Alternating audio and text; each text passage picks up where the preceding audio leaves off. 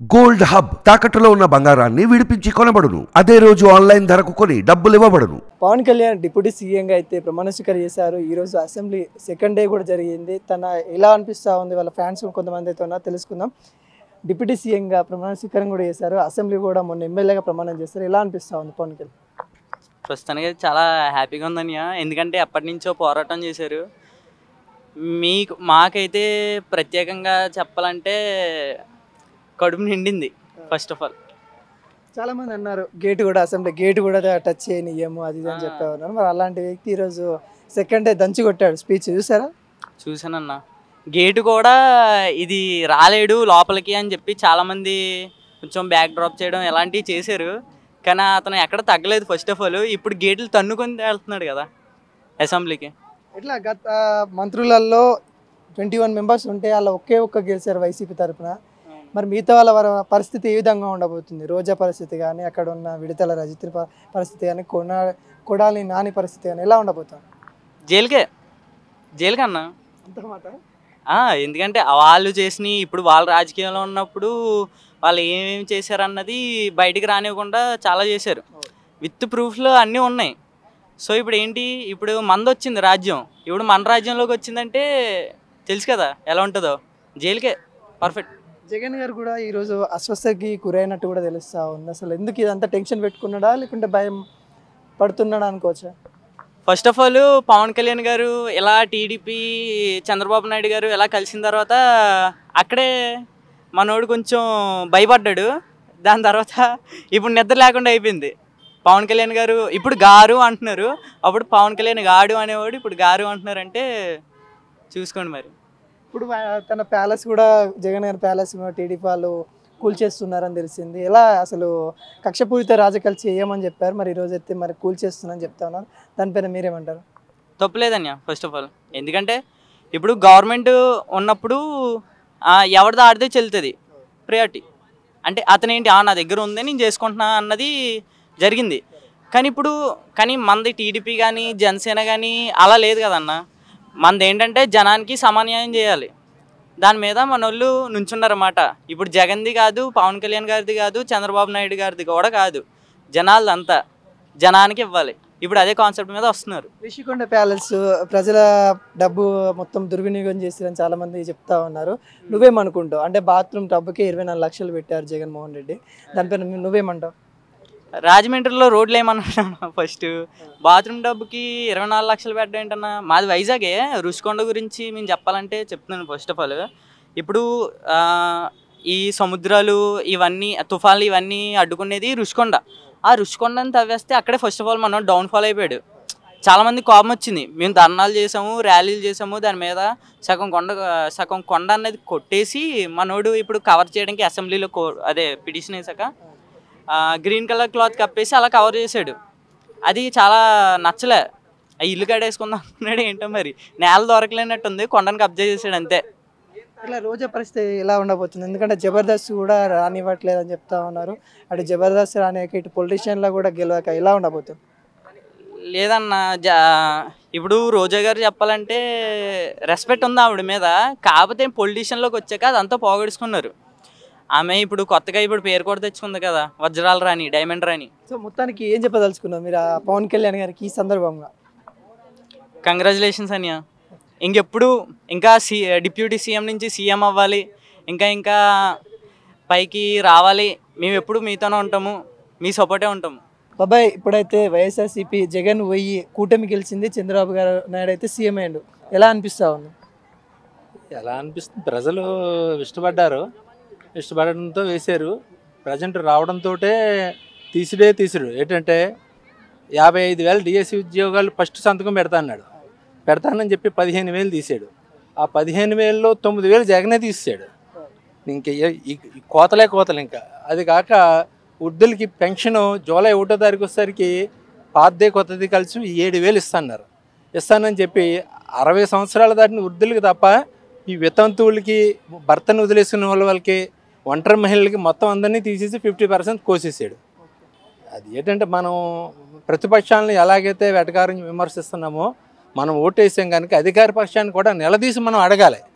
మేము నీ కూడా తిరిగాం, ఇంత కష్టపడ్డాం, ఇంత చేసాం, కానీ నువ్వు డిఎస్సి తీస్తానన్నావు మా కుర్రోళ్ళందరికీ, కానీ 15,000 పోస్టులే తీసావు 52,000 పోస్టులకి, అందులో 9,000 జగన్ ఆల్రెడీ తీసాడు. ఏటాయి మన పవన్ కళ్యాణ్ని నమ్మి మొత్తం అందరం కూడా ఆయన వెనకాల ఓట్లేసామంటే మనం అధికార పక్షంలో ఉన్నప్పుడు వాళ్ళని కూడా అధికారులను అడగగలిగే ఇది ఉండాలి. అంతేగాని ఎంతసేపు ఓడిపోయిన వాళ్ళని విమర్శించడం, వాళ్ళు ఏదో అంటాం, ఆ విమర్శలు కూడా సద్విమర్శలే ఉండాలి. అది వాలంటరీ వ్యవస్థని చాలామంది తీసేసి డిగ్రీ ఉన్న వాళ్ళని పెట్టుకుంటానన్నారు. ఓకే, పెట్టుకోవచ్చు అందరినీ తీసినప్పుడు. అసలు వాలంటరీ వ్యవస్థ అంటే ఏంటి, వాళ్ళు ఎలా వచ్చారు?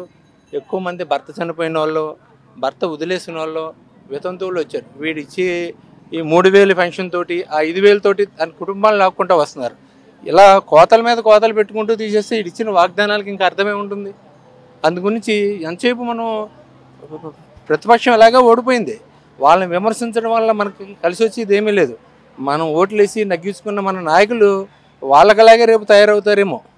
దాని గురించి మనం అనుకున్నారా జగన్ గారు 11 సీట్ల వరకు గెలుస్తారు, ఇంకెక్కువ గెలుస్తారు అనుకున్నారా? ప్రతిపక్ష హోదా లేకుండా అంటే అది మోడీ గారు చలవని అనుకుంటున్నారు అందరూ. ఆంధ్రాలో కూడా ఎవరు కూడా ఎస్సీ ఎస్టీలు బీసీలు ఎవరు కూడా తప్పు చేయలేదు, అందరూ ఓటేశారు. Something is there. ఏం జరిగిందో అన్నది దేవుడికి ఎరుక. అంతేగాని ఒక నిజంగా జగన్ ఓడిపోతే ఒక 40 సీట్లతోటి 50 సీట్లతోటి ఓడిపోవాలి, కానీ 90,000 60,000 అనేది చాలా క్వైట్ ఇంపాసిబుల్ ఆంధ్రాలో. ఎందుకంటే ఆయన చేసిన పథకాలు అన్నీ కూడా చాలా బాగా చేశాడు. కరోనా టైంలో 2 సంవత్సరాలు చేశాడు సేవలో, అసలు ఎవరో రాలేదు, ఒక్క నాయకుడు కూడా ఎవరు అడిగట్లేదు. దీనుల్ని జనదాన అందరినీ కూడా చాలా గొప్పగా ఆదుకున్నాడు. స్కూల్స్ కూడా అమ్మఒడి పెట్టి మన భావితరాలకు అందించవలసింది ఏదన్నా ఉంటే విద్య అని చెప్పి దాని గురించి ఎక్కువ కాన్సన్ట్రేషన్ చాలా చేశాడు. అలాగా అతను చేసిన మంచి తీసుకోవాలి, కానీ ఎంతసేపు చెడు తీసుకోవడం వల్ల మనకు ఉపయోగం ఏంటి? అతను తీసుకున్న మంచిని ఆదర్శంగా తీసుకుంటే మనం కూడా అధికార పార్టీలో ఉన్నాం కనుక అదే రీతిలో మనం కూడా వెళ్ళాలి. అంతేగాని మనం ఎదటి వాళ్ళని విమర్శించడం కూడా సద్విమర్శ అయి ఉండాలి. అంతసేపు ఈ మధ్య విమర్శలు చాలా చిరాకు వస్తున్నాయి. అన్నదమ్ముల్ని విమర్శించుకుంటున్నారు, బంధువులు విమర్శించుకున్నారు. ఈ విమర్శలు అనేవి చాలా తప్పది. మనం అధికారం ఇచ్చాం కనుక వాళ్ళ పని చేయకపోతే వాళ్ళని నిలదీసి అడగాలి. మన ప్రతిపక్షాలను ఎలా అడగలుగుతున్నాం వాళ్ళని కూడా అలా అడగగలగాలి. అలా అన్నప్పుడే మన యువత బాగుంటుంది, మన ఆంధ్రప్రదేశ్ బాగుంటుంది. అంతేగాని ఎంతసేపు కూడా టైం వేస్ట్ చేసుకోండి ఈ ప్రతిపక్షాల మీదే పడితే ఏమీ పని అవ్వదు. బాబా ఇప్పుడు చాలా మంది వాళ్ళు ఇచ్చిన 6 గ్యారెంటీలు ఏవైతే 6 హామీలు ఉన్నాయో అవి పక్కన పెట్టేసి రిషికొండ ప్యాలెస్ మీద మొత్తం చెప్తా ఉన్నారు. దాని గురించి ఏమంటారు? అదే చెప్తున్నా సార్, ఎంతసేపు రిషికొండ ప్యాలెస్ అనేది గవర్నమెంట్ ఆఫీసర్లు, కలెక్టర్లు, మిగతా తర్వాత వచ్చిన ముఖ్యమంత్రులు వచ్చినప్పుడు ఉంటుంది, కానీ భారీగా కట్టారు. మరి అదే రాజధాని కోసం ఈ చంద్రబాబు నాయుడు గారు 700 కోట్లు తగిలేశాడు. 7,100 కోట్లు 700 తగిలేశారు. మరి అది లీక్ అయిపోయి నానాచండాలం అయిపోయింది. ఇంకా అలా అంటే వీళ్ళు ఎలా అంటారు? ఇవన్నీ నువ్వంటే నువ్వు అనుకుంటాం తప్ప ఏమీ తవ్వుకోకుండా మనం చేయవలసింది ఏంటి? మీరు చెప్పిన వాగ్దానాలు ఏంటి? మీరు డిఎస్సి తీస్తున్నారు, ఆ డిఎస్సి 53,000 పోస్టులు, 53,000 పెట్టి 15,000 తీయడమేంటి అని యువత అడగగలగాలి. ఎందుకంటే యువత ఈవేళ కష్టపడి ముందుండి నగ్గించుకున్నారు. ఆ యువతకి న్యాయం చేయాలంటే వీళ్ళు కంప్లీట్గా డిఎస్సి తీసి తీరాలి. 15,000 పోస్టింగ్ తీస్తే అందులో 6,000 జగన్ గారే తీసేశారు కదా, ఉన్నాయి 9,000. నువ్వు చేసిన ఉపయోగం ఏంటి? ఇంకా అది మేము పెన్షన్లు ఉన్నాయి, ఆ పెన్షన్ 50% కోసేశారు. 50% ఇస్తే ఇంకేటి? నువ్వు 7,000 జూలై 1వ తారీఖున ఇస్తాను, అదన్నా బ్యాంక్ అకౌంట్లో వేస్తాను. ఇవన్నీ కూడా స్టార్టింగ్ నుంచే తప్పులు చేస్తున్నారు మీరు. అవన్నీ సరిదిద్దుకుంటే బాగుంటుంది. అది పవన్ కళ్యాణ్ మీద ఏమంటారు? తనను తీసుకున్న 21కి 21 స్థానాలు గెలిచారు కదా, దాని మీద మీరేమంటారు? ఇంకా ప్రజా తీర్పు ఎలా ఉంటే అలా వెళ్ళిపోయింది అంతే, దాన్ని మనం కాదంటానికి లేదనమాట. అది చాలా ఇప్పుడు ఆంధ్ర ప్రజలు ఎప్పుడు కూడా చంద్రబాబు నాయుడు ఎప్పుడూ నమ్మట్లేదు. ఒక పవన్ కళ్యాణ్ మీద ఎక్కువ హోప్స్ పెట్టుకున్నారు. ఆయన కూడా ఫస్ట్ సంతకం మీద డిఎస్సి అన్నారు కనుక దానికి స్పందించి తీస్తానన్న పోస్టులు తీసి ఆ యువతకు న్యాయం చేస్తే ఈవేళ ఈ పవన్ కళ్యాణ్ గారు జనాల్లో స్థిరస్థాయిగా ఉండిపోగలరు. కానీ ఇటువంటి తప్పుడు కోతలు కోస్తుంటే మాత్రం మళ్ళీ వీళ్ళు కూడా రేపన్న రోజు వాళ్ళన్నట్టు వైనాట్ 175 అని కూడా ఆశ్చర్యపోనవసరం లేదన్న స్టేజ్కి వీళ్ళు దూషించడాలు, ఈ మినిస్టర్లే మాట్లాడుకుంటారు, ఈ ఎంపీలు తిట్టుకుంటారు, అవి మానేయండి. ముందు అడ్మినిస్ట్రేషన్, మన రాష్ట్రం ఏమైపోతుంది, మన రాష్ట్రాన్ని ఎలా ముందుకు తీసుకెళ్ళాలి అనే దాని మీద ఎక్కువ దృష్టి పెట్టాలి. నేను అనుకునేది అది. అంతేగాని నేను వాళ్ళు దూషించి వాళ్ళని దూషించడం ఏడు ఉపయోగం? అందరం బాయే సలహాలు వేస్తే అందరం మొహమొహాలు చూసుకోవాలి, అవి పక్కన పెట్టేసుకోవాలి. మేము మిమ్మల్ని కష్టపడి నగ్గించాం, మేము నిరుద్యోగులం, మీరు మాకు ఏం న్యాయం చేస్తున్నారు? నువ్వు డిఎస్సి తీస్తానన్నావు, 53,000 పోస్టులు, 15,000 తీసావు, అందులో 6,000 చిల్లర తనే తీశాడు, మిగతా వాటికి ఏంటి? అని నిలదీసి అధికార పార్టీ మనం ఓడిపోయిన వాళ్ళని అడిగినంత ఈజీగా మన అధికార నాయకులను కూడా అడగగలుగుతాం. ఆ సత్తా యువతకు ఉంది, మన యువతకు ఉంది. అది యువత ఒకసారి ఆలోచించి దాన్ని సరిగ్గా సరి చేసుకుంటారని నేను అనుకుంటున్నాను. పవన్ కళ్యాణ్ గారు రాజకీయం కొత్త కాదు, తనకి పదవి కొత్తగా. మరి ఆ పదవి ఎలా చేయబోతా ఉన్నారు కొంతమంది అయితే తెలుసుకుందాం. అండ్ డైరెక్ట్ డిప్యూటీ సీఎంగా 100% స్ట్రైక్ రేట్తో అయితే గెలిచాడు. సరే అయితే తెలుసుకునే ప్రయత్నం చేద్దాం. నమస్తే భయ్య. నమస్తేనా. ఇట్లా పవన్ కళ్యాణ్ 100% స్ట్రైక్ రేట్తో గెలిచాడు, తనకి పదవి అనేది కొత్త, ఎలా ఉండబోతాం? పదవి అయితే కొత్తగానే చేసే పనులు ఏమి కొత్త కదా. అంటే లాస్ట్ టైం సీఎం జగన్ అన్నప్పుడే సీఎం ఎలా చేస్తాడో ఆ చార్జెస్ పవన్ కళ్యాణ్ డైరెక్ట్గా చేసినాడు. పదవులు లేకుండా ఎంత చేశాడని, పదవులు అంటే ఇంకెంత చేస్తాడో మనం ఆలోచించలేము. అది అంటే డైరెక్ట్గా డిప్యూటీ సీఎంగా ఛార్జ్ తీసుకున్న వెంటనే బయట మంగళగిరిలో బయట కూర్చుని వచ్చిన అదే ప్రజల్ని వాళ్ళ ప్రాబ్లమ్స్ కట్ట తెలుసుకుని వాళ్ళకి ఏం చేస్తే మంచిదో, అంటే ప్రమాణ స్వీకారం చేసిన వెంటనే బయటకు వచ్చి బయట ప్రజలు ప్రాబ్లమ్స్ తెలుసుకున్నాడంటే ఇంతకన్నా మంచి డిప్యూటీ సీఎం ఎవరు దొరుకుతారు బ్రో మనకి. ఎట్లా అంటారు, చాలామంది ఆయనకి అనుభవం లేదు అంటే పదవి అనుభవం లేదు, ఎట్లా ఇస్తారు డిప్యూటీ సీఎం అని చాలా వరకు అయితే చెప్తా ఉన్నారు. మరి ఎలా దీన్ని ఎలా చూస్తావు? అనుభవం లేకుండానే డిప్యూటీ సీఎంగా ఎలాగవుతాడు బ్రో? అంటే ప్రజలకి తెలుసు ఎవరు ఎలాంటి వాళ్ళు, ఎవరు రాజకీయ నాయకులు, ఎవరు ఏంటన్నది. అంత రాజకీయ నాయకుడికి తెలుసుకోకుండానే 21/21 స్ట్రీక్ చేసి 2 MPs నిలబడ్డాక 2 MPsని నగ్గించి, అంటే నుంచున్న వాళ్ళు కొత్త ప్లేస్ బ్రో, కొత్త వాళ్ళు అందరూ. కానీ అలాంటిది పవన్ కళ్యాణ్ ఉన్నాడని చెప్పేసి పవన్ కళ్యాణ్ నమ్మేసినారు. వాళ్ళకి తెలియదా బ్రో ఎవరు ఎలా చేస్తారని? ఇంతే కాకుండా మోడీ మొన్న ఢిల్లీలో ప్రమాణ స్వీకారం జరిగినప్పుడు పవన్ కళ్యాణ్ ఒక తుఫాన్ అని చెప్పాడు. ఎందుకని? అది ప్రధాని మోడీయే పవన్ కళ్యాణ్ ఒక రేంజ్లో హైలైట్ చేశాడంటే అంటే మన ఏపీలో బీజేపీ అనేది లేదు, ఇప్పటికొచ్చి నగ్గిందన్నది సీట్ వచ్చిందన్నది లేదు. First time Pawan Kalyan support చేసాక 8 సీట్స్ వచ్చినాయి. ఇంకా దాని గురించి ఇంకేం చెప్తాం మనం? ఇప్పుడు వైఎస్ జగన్ కూడా అసెంబ్లీకి ఈరోజు రాలేదు. అంటే ఫస్ట్ డే ప్రమాణ స్వీకారం చేస్తాను, సెకండ్ డేస్ అయితే అసెంబ్లీకి అయితే రాలేదు. ఎలా అనిపిస్తా ఉంది, వస్తాడా అసెంబ్లీకి? బ్రో పవన్ కళ్యాణ్ ఆల్రెడీ చెప్పాడు అనమాట. ఏమనంటే నాకు ప్రజలకు సాయం చేద్దామని చెప్పి రాజకీయంలోకి వచ్చాను తప్ప జగన్ నగ్గిన ఎమ్మెల్యేని వాళ్ళని ఇబ్బంది పెట్టాలని నేను ఎప్పుడు అనుకోలేదు. అది మనకు కరెక్ట్ కాదు. ప్రజల సమస్యలు తెలుసుకుని వాటిని సాల్వ్ చేయాలంతే. ఆ ఒక్క ఏం మీదే Pawan Kalyan deputy CM charge తీసుకున్నాడు. సరే, రిషికొండ విన్నరా ప్యాలెస్ గురించి? రిషికొండ ప్యాలెస్ విల్లా అంటారు. ఎలా ఉంది అసలు? ఒక బాత్రూమ్కి 24 lakhs పెట్టారంటే ఎలా అనిపిస్తూ ఉంది? అదైతే ఏపీ అనేది అప్పుల్లో ఉంది, స్టూడెంట్స్కి జాబులు లేవు. నేను డిగ్రీ స్టూడెంట్నే బ్రో, డిగ్రీ అయింది తెలంగాణకు వచ్చిన ఇటు జాబ్ చేసుకోవడానికి. అది ఎందుకు ఆంధ్రాలో ఉండొచ్చు కదా, క్యాపిటల్ లేదు. అంటే అక్కడ పెట్టుకున్న అమౌంట్ ఏదో స్టూడెంట్స్కి చూసుకున్నా లేదా పేద ప్రజలకు చూసుకున్నా నెక్స్ట్ టైం జగనే సీఎం అవుతుంది. కానీ ఇవన్నీ పట్టించుకోకుండా రుషికొండలో విల్లా అంటే వెళ్ళిన బ్రో, నేను అక్కడికి పెద్ద వెళ్ళది, దానికైతే అంత అమౌంట్ అనవసరం బ్రో. అది అంటే ప్రజల ప్రాబ్లమ్స్ తెలుసుకుని వాళ్ళకి ఖర్చు పెట్టినా దేవుడు అవుతాడు బ్రో జగన్. అంటే ప్రజల సమస్యలు తెలుసుకున్నవాడే కదా సీఎం. అది బ్రో. పవన్ కళ్యాణ్ చాలా మంది ఇప్పుడు కొద్దిమంది ట్రోల్ చేస్తూ ఉన్నారు, సినిమా హీరో లెక్క కాదు, ఇక్కడ రియల్ లైఫ్ ఆయన తట్టుకోలేడు, ఏదో 4 రోజులు అటు ఇటు చేస్తారు కావచ్చు, తర్వాత తట్టుకోలేడు, రాజకీయాలు అంటే మామూలు విషయం కాదని చెప్తాను. దాని మీద నువ్వేమంటావు? 10 years నుండి ఇది కొత్త ఏం కాదు బ్రో పవన్ కళ్యాణ్ ట్రోల్ అంటే. 10 years నుండి ఓడిపోయినా కానీ ఎన్ని ట్రోల్ చేసినా కానీ గుండెలు అలా నిలబెట్టుకుని ధైర్యంగా నుంచున్నాడు. ఇదంతా బ్రో, ఈ ట్రోల్స్ ఎందుకు పనికిరావు పవన్ కళ్యాణ్ ముందు. అంటే పవన్ కళ్యాణ్ ఫ్యాన్సే చెప్తారు బ్రో. అంటే మొన్న యాక్టర్లో వీళ్ళందరూ పవన్ కళ్యాణ్ సపోర్టు.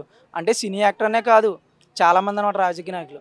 పవన్ కళ్యాణ్ పిఠాపురంలో ఫస్ట్ టైం నిలబడ్డం, అయినా కానీ అంత మెజారిటీతో నగ్గాడంటే మీరే అర్థం చేసుకోవాలి దాని గురించి. పవన్ కళ్యాణ్ని అసెంబ్లీ గేట్ కూడా టచ్ చేయడం ఇయ్యం అని చాలామంది సినిమా ఇండస్ట్రీలో ఉన్న వాళ్ళే చెప్పారు తన గురించి. మరి అయినా కానీ ఎలా ఉంది అసలు ఈరోజు పరిస్థితి మొత్తం? అంటే చెప్పిన వాళ్ళు కూడా అసెంబ్లీ గేట్ దాటలేదు బ్రో. చెప్పిన వాళ్ళు అసెంబ్లీ గేట్ అడిగి ఎట్టడానికి లేదు వాళ్ళకి. పవన్ కళ్యాణ్ తన్నుకుంటానే కాదు, ఒక రిడమ్లో వెళ్ళినాడు అనమాట. అంటే హైలైట్స్ మీరు చూస్తున్నారు రీల్స్లో, పవన్ కళ్యాణ్ అసెంబ్లీకి వెళ్తే ఒక హై రేంజ్లో ఎడిట్ చేశారనమాట. అంత రేంజ్ ఎవరికి రాదు.